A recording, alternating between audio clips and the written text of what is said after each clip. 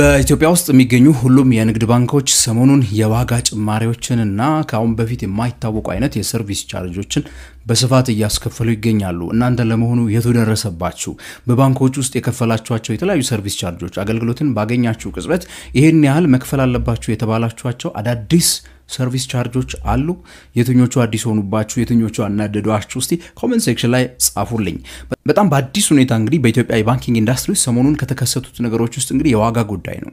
ባንኮቻችን ሙሉ በሙሉ በተለያዩ አገልግሎቶች ላይ ዋጋ ማስከፈል ጀምረዋል። ካሁን ፊት ጭራሽ ዋጋ የማያስከፍሉበትን ጨምሮ ማለት ነው።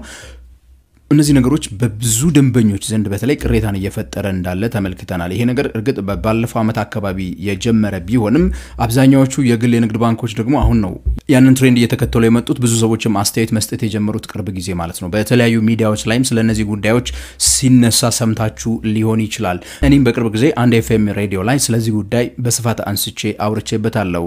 ስለዚህ ዛሬ በዚህ ቪዲዮ ይሄንን ጉዳይ እስቲ ሰፋ አድርገን አብረን እንመለከታለን። ለመሆኑ ባንኮቻችን ይሄንን ማድረጋቸው ትክክል ነው? ትክክል አይደለም? ሰዎችንስ ለምን አሳዘናቸው? እናንተም አስተያየት ስጡን። ይህ ንጋት ፖስት ነው። በየሳምንቱ ሐሙስ ልክ በ9 ሰዓት እንዲሁም ደግሞ እሁድ ፋይናንስ ጉዳዮችን ስለ ካፒታል ማርኬት እና ቢዝነስ በዚህ ቻናል እናወራለን። ይህን ቻናል እስካሁን ድረስ ታዲያ ሰብስክራይብ ካላደረጋችሁ የደወል ምልክቷን በማብራት እንዲሁ ሰብስክራይብ እንድትሉን፣ ከኢትዮጵያ ውጪ ካላችሁ ደግሞ ጆይን እንድትሉን ጋብዛችኋለሁ። ባንኮች ለመሆኑ ምን እያደረጉ ነው?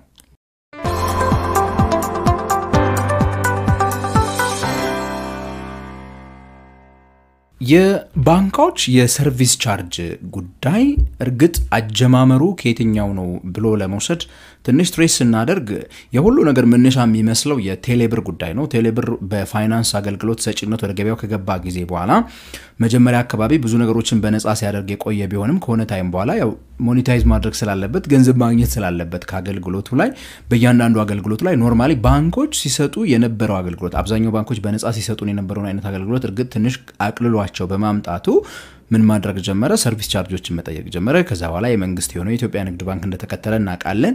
አሁን ደግሞ የግሎቹ ባንኮችም እንደዚሁ ለምሳሌ ከባንክ አካውንታችሁ ላይ ገንዘብ ሄዳችሁ ከብራንችም ለማውጣት ከኤቲኤምም ለማውጣት ከሰው ወደ ሰው ትራንስፈር ለማድረግ ከአንድ ብራንች ወይ ደግሞ ከአንድ ባንክ ወደ ሌላ ባንክ ትራንስፈር ለማድረግና የመሳሰሉ ሌሎች ደግሞ በተለይ ሌሎች የቢዝነስ ሰዎች የሚጠቀሟቸው አብዛኛዎቹ የባንክ አገልግሎቶች ላይ ያው ቀድሞም ክፍያዎች ነበሩ። አሁን ጭማሪዎች ተደርገውባቸው መጥተዋል።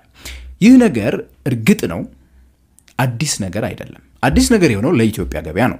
በሌላው የዓለም ገበያ ላይ በሌላው ሀገር የፋይናንስ ገበያ ላይ በጣም የተለመደና በጣም የቆየ ነው። እንደው የኢትዮጵያ የባንኪንግ ኢንዱስትሪ አንድና ዋነኛ ከሚተችበት ላለፉት 10 ዓመታት በላይ የተሰሩ ጥናቶች የሚያሳዩትና ብዙ ጊዜ ትችት የሚቀርብበትን ጥናቶችን ሄዳችሁ በምትመለከቱበት ሰዓት አንድ የሚለው ነገር አለ። የኢትዮጵያ ባንኮች አንድ ነገር ላይ በጣም ዲፔንድ ያደርጋሉ ይባላል። በተለይ በገቢ ምንጭነት ደረጃ ወለድ ላይ በሚገኝ ገቢ ላይ ጥገኛ የሆኑ ስለሆኑ አንድ ሾክ ቢከሰት ማለትም አንድ የሆነ አደጋ ቢመጣ በተለይ የወለድ ገቢን ሊቀናቀን የሚችል የወለድ ገቢን ሊያበላሽ የሚችል የሆነ ነገር በገበያው ላይ በኢኮኖሚው ላይ ቢፈጠር የኢትዮጵያ ባንኮች ችግር ውስጥ ናቸው ተብሎ ይታሰባል። ምክንያት እነዚህ ባንኮች ከ80 እስከ 90% ከዛም በላይ አንዳንድ ባንኮች ማለት ነው ገበያቸው የተመሰረተው ወለድ ላይ ነው። ይሄ ደግሞ ለባንኮቹ አደጋ ነው ተብሎ በተደጋጋሚ ይነገራል። ጎረቤት ሀገር ኬንያ ብትሄዱ ምጣኔው 40 60 50 50 55 45 ነገር ነው ሊሆን የሚችለው ወለድና ወለድ ነክ ያልሆኑ ገቢዎች የሚለው የኛ ሀገር ባንኮች ሜቢ ቅርብ ጊዜ እንግዲህ ይሄንን ሬሾ በጣም እያጠበቡት መተዋል። አንዳንድ 70 30 ልታገኙ ትችላላችሁ። 65 35 ሜቢ ሊገኝ የሚችልበት እድል ሊኖር ይችላል ብዬ አስባለሁኝ። ግን አብዛኛዎቹ ባንኮቻችን ወለድ ላይ ብቻ ያተኮሩ ናቸው። ሌሎች ሀገሮች በምትሄዱበት ሰዓት ለአብዛኛው የባንክ አገልግሎት ምን ያደርጋሉ? ኮሚሽንን ይጠይቃሉ፣ ፊዎችን ይጠይቃሉ፣ የተለያዩ አገልግሎቶችን ያደርጋሉ። ይሄ የተለመደ ነው። ከዛ ባለፈ ሌሎች ደግሞ ትርጉም የሚሰጡና ደግሞ ገንዘብ መቁረጣቸውን ወይ ደግሞ ሰርቪስ ቻርጅ መጠየቃቸውንም ደግሞ የግድ የሚያደርገው ሌሎች ነገሮች አሉ። እነዚህ ባንኮች እነዚህን አገልግሎቶች ለመስጠት በሚሰሩበት ጊዜ የአገልግሎት ክፍያዎች ራሳቸው ባንኮቹ ይከፍላሉ። ሰብስክራይብ ላደረጉበት የኮር ባንኪንግ ሶሉሽኖቻቸውን የፔመንት ኢንስትሩመንት ኢሹወሮቻቸው ማለት ነው። እነዚህ ሁሉ እነዚህን ተቋማት ገንዘብ ያስከፍሏቸዋል። በመቶ ሺህ የሚቆጠሩ ዶላሮች በየአመቱ ሊከፍሉ ይችላሉ። በመዘገቧቸው ሰዎች ቁጥር ልክ ራሱ እንዲሁ ደግሞ የሚከፍሉበት አይነት ሁኔታ ሊፈጠር ይችላል። ለነዚህ ለሚሰጡት አገልግሎት ክፍያ ከፍለውበት ነው የሚያመጡት ለሰራተኛ ይከፍላሉ ለኢንተርኔት ይከፍላሉ ለዴታ ሴንተሮች ይከፍላሉ የተለያዩ አይነት ክፍያዎች ከፍለው ነው ይሄን አገልግሎት የሚሰጡት ሶ እነዚህን አገልግሎቶች ሰስቴን ማድረግ የሚፈልጉ ከሆነ እነዚህን አገልግሎቶች ሁሉ ጊዜ ዘመኑን በሚመጥን መልኩ ያሻሻሉት ማስቀጠልን የሚፈልጉ ከሆነ ግዴታ ገንዘብ መጠየቃቸው የማይቀር ነገር ነው ማለት ነው ሶ ከዚህኛው አንፃር እኔ የኮምፕሌኑን ጉዳይ ለምሳሌ ከስተመሮች የሚያነሱትን ጥያቄ ጉዳይ ከዚህ አንፃር አይደለም የማየው መከፈል አለበት የለበትም ከሚለው ነገር አንፃር ይልቅ የፍትሃዊነቱ ጉዳይ ላይ ነው ብዙ ጊዜ ጥያቄ ሊነሳ የሚችለው የአከፋፈሉ ፍትሃዊነት ላይ ነው ለምን ከፍላለው ብሎ አብዛኛው የኛ ሀገር ደንበኛ እየጠየቀ ያለበት ምክንያትም ይመስለኝ እኔ በግል የሚመስለኝም እኔ ደግሞ አንዳንዴ ሳየው ራሱ ከ31 ባንክ ተመሳሳይ አይነት አገልግሎት ያገኘው ምንም የተለየ ነገር ሳይሰጡ ለምን ከፍላለው ጥያቄ ነው ለምሳሌ ልንገራችሁ አንድ ነጋዴ ጋራ የንግድ ስራ እየሰራችሁ ገንዘብ ሊከፍላችሁ ወይ ገንዘብ ልትከፍሉት በመትፈልጉበት አጋጣሚ አንድ የሚደረግ ነገር አለ ገንዘቡ በዛ ያለ ከሆነና ከዚህኛው ባንክ ወደ ሌላኛው ባንክ ማስተላለፍ በመትፈልጉበት ሰዓት ገንዘቡን ቶሎ ብለው ስለማያስተላልፉላችሁ ግዴታ ያንን የምታስተላልፉለትን ሰው እናንተ ባንክ ጋር ሄዶ አካውንት እንዲከፍት ታስገድዱታላችሁ ገንዘቡን እንዲያገኝ ማለት ነው እባክ በቃ ምናምን ብላችሁ እናንተ አብራችሁ ልትሰሩት የምትፈልጉት የሆነ ብቸኛ ባንክ ካለና የተለየ አገልግሎት ይሰጠኛል ብላችሁ የፈልጋችሁት ባንክ አለ ከሱ ጋራ እንዳትሰሩና ግዴታ 30 የባንክ አካውንት እንዲኖራችሁ ያስችሏችኋል ማለት ነው የንግድ ስርዓቱ ገንዘቡ ቶሎ ስሙዝሊ ስለማያልፍላችሁ እዛ ሄደ ገንዘባችሁ እዛ ሄደው ገንዘባችሁ ምንም የተለየ ነገር አታገኙበትም 7% ወለድ ነው የምታገኙበት ትራንስፈር በሚያደርጉ ሰዓት ገንዘብ ይጠይቋችኋል ከኤቲኤም ዊዝድሮ ማድረግ ምንም የተለየ ነገር አይደለም ሁሉም ባንክ ላይ ኤቲኤም ዊዝድሮ ይደረጋል ሁሉም ባንክ ሞባይል ባንኪንግ አለው ሁሉም ባንክ የካርድ አገልግሎት ይሰጣቸዋል ሶ ምን የተለየ ነገር አለና ነው እዛም ይሄደው ነው ፍራስትሬሽኑ በስፋት እዛ ጋር ነው ከዛ ባለፈ ደግሞ አንዳንድ አገልግሎቶችን ለምሳሌ ኤክስክሉሲቭሊ የሚይዙ የሞባይል ባንኪንግ አገልግሎት የሚሰጡ ተቋማት አሉ በጣም የተለመዱና ካምፓኒዎች ብዙ ጊዜ ኮምፕሌን የሚያደርጉበት እንደሆነ እናውቃለን ለምሳሌ አንዳንድ አገልግሎቶችን በቃ እገሌ ላይ ካልሆነ አይቻልም ይባላሉ ለምሳሌ ሶ የዛን ባንክ አካውንት እኔ ግዴታ በቃ ወድጄ አይደለም ለከፍለው ፈልጌ አይደለም ለኔ የተለየ ነገር ይሰጠኛል ብዬ አላምንም የተለየ አገልግሎት ይሰጠኛል ብዬ እኔ አላምንም ያንን ባላምንበትም ግን ያኛው አካል በቃ ግዴታ በዚህ ነው ማድረግ የምትችለው ይለኛል ከዛ ሞባይል ባንኪንግን ተጠቅማል ተብሎ በወር ገንዘብ ይቆረጥብኛል አይ ዶንት ኖ እሱ ነገር ይቅር አይቀር አላቀም የሆነ ጊዜ ሜሴጅ ይመጣልኝ ነበር ምንም መጠቀም ማልፈልገው እንትን አፕሊኬሽን ይቆርጡብኝ ነበር በየወሩ አሁን እንዲህ አይነት ነገሮች ናቸው ሰዎችን ፍራስትሬት የሚያደርጓቸው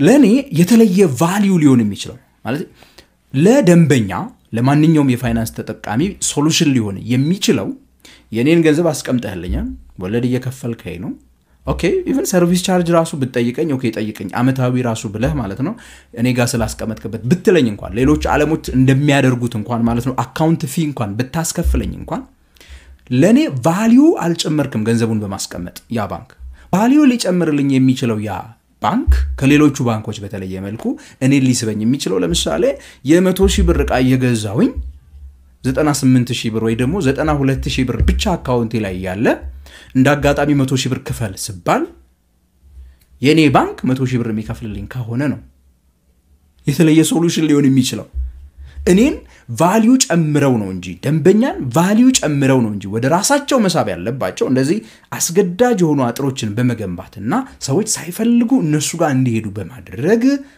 አካውንት መክፈት ይሄ ትክክል አይመጣም ሶ አብዛኛዎቹም ሰዎች በዚህ ትክክል ባልሆነ ምክንያት ወደ ሌሎች ባንኮች ሄዱና ለዛ ትክክል ላልሆነ ሪዝን ገንዘብ መክፈላቸው በጣም ያናድዳቸዋል በጣም ያበሳጫቸዋል በተደጋጋሚም ኮምፕሌንስ ያደርጉት መለከታላችሁ ማለት ነው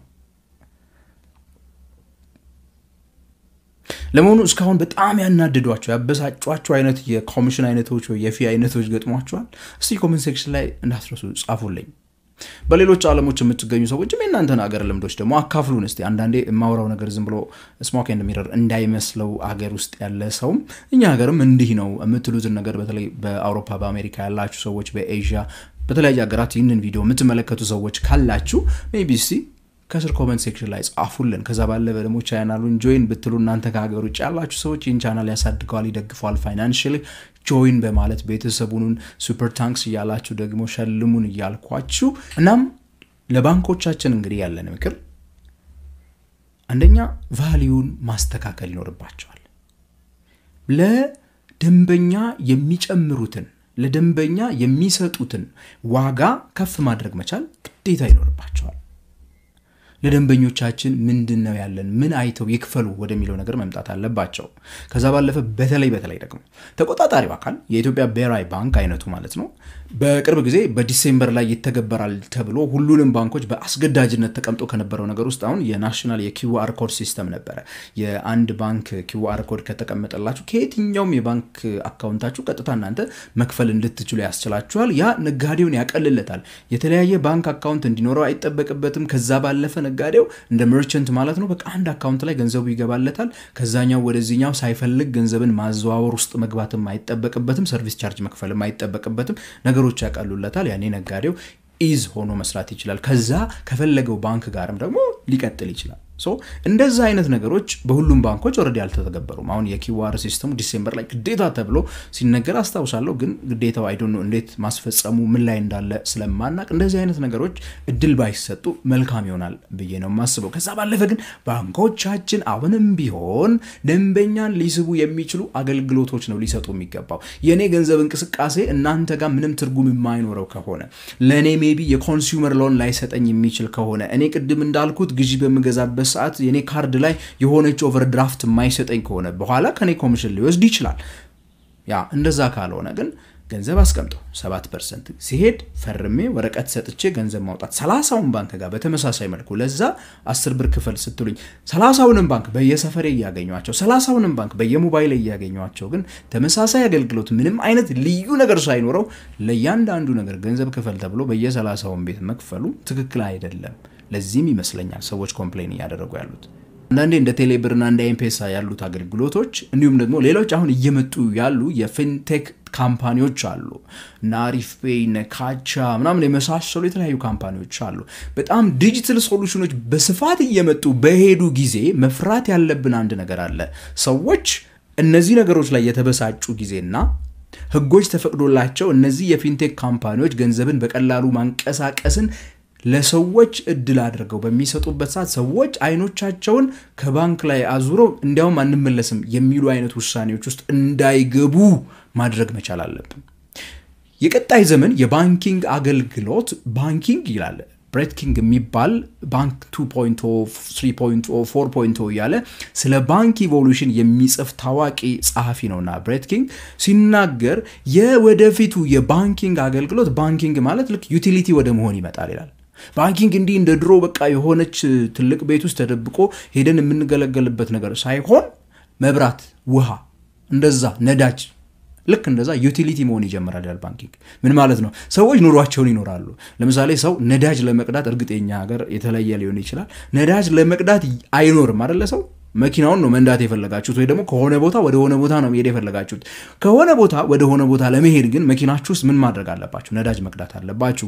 ወይንም ደግሞ ለመብራት አይደለም የምንኖረው። ለመብራት ሜቢ መብራት ኃይል ሊኖር ይችላል ይሆናል። ነገር ግን ለሌሎቻችን መብራት ዩቲሊቲ ነው። ሬስቶራንት ላለው ሰው መብራት ምግብ ማብሰያ ነው። ፋይናንስ ልክ እንደዛ ነው እየሆነ የሚሄደው ይላል። ባንኪንግ ልክ እንደዛ ነው እየሆነ የሚሄደው። ሰዎች ኑሯቸውን ይኖራሉ። ሰዎች ፋይናንስ የሚያስፈልግበት ቦታ ላይ ቀጥታ የሆነ ስራ እየሰሩ እንትን በሚሉበት ሰዓት ልክ ለመብራት ለምን የሆነችን ሰርቪስ ቻርጅ እየከፈሉ አገልግሎት እንደሚያገኙት ሁሉ የባንኪንግ አገልግሎት የሚፈልግበት ቦታ ላይ ሄዶ ብቻ መሰካት ነው ያለበት ማለት ነው። ግዢ ገዛችሁ ባንካችሁ አገልግሎቱን ያቀላጥፍላችኋል። ሽያጭ ሸጣችሁ ባንካችሁ አገልግሎቱን ያቀላጥፍላችኋል። ገንዘብ ብድር በሚያስፈልጋችሁ ሰዓት እዛው ሲስተሙ ይሰጣችኋል። ወደዛ ነው የሚሄደው ይላል ባንኪንግ። ያንን ደግሞ የሚያደርጉ ትልልቅ ቤቶች አያስፈልጉንም ነው እሱ ኢቭን የሚለው። በዘመነ ኤአይ በዘመነ አውቶሜሽን በዘመነ አርቲፊሻል ኢንተለጀንስ እነዚህ አያስፈልጉም ጭራሽ ይላል። አብዛኛው በነገራችን ላይ የዓለማችን ኤክስፒሪየንስ ስትመለከቱት የብራንች ባንኪንግ 99% ሄዷል ወደ ዲጂታል ባንኪንግ። 1% 2% ናቸው የብራንች ባንኪንግ በሰለጠነው ዓለም ላይ የምታገኙት። በሰለጠነው ዓለም ብቻ ሳይሆን ጎረቤት ኬንያ እንኳን እንድትሄዱ የምታገኙት 2% 1% ነው። ያኔ የኛ ባንኮች ምን ልናደርግ ነው? እዛ ላይ ነው ማሰብ መቻል ያለብን። ችግር የለውም ገንዘቡን ቁረጡ፣ ግን ሰዎችን ህይወት የሚያቀል የፋይናንስ ሐሳባቸውን የሚያቀል ነገሮች ግን ሊኖሩን ይገባል ማለት ነው። የተወደዳችሁና የተከበራችሁ ተመልካቾቼ ጥያቄና አስተያየታችሁን ታዲያ ኮሜንት ሴክሽን ላይ ጻፉልኝ። ይህን ቻናል እስካሁን ድረስ ሰብስክራይብ ካላደረጋችሁ የደወል ምልክቱን በማብራት ሰብስክራይብ በሉ። ከኢትዮጵያ ውጭ ካላችሁ ደግሞ ጆይን በማለት ቤተሰብ እንድትሆኑ እየጋበዝናችሁ እስከ ቀጣይ ሳምንት ድረስ ቸር ያሰማን ብዬ የምሰናበታችሁ ከንጋት ፖስት እኔ ገሜ ብርሃኑ ነኝ።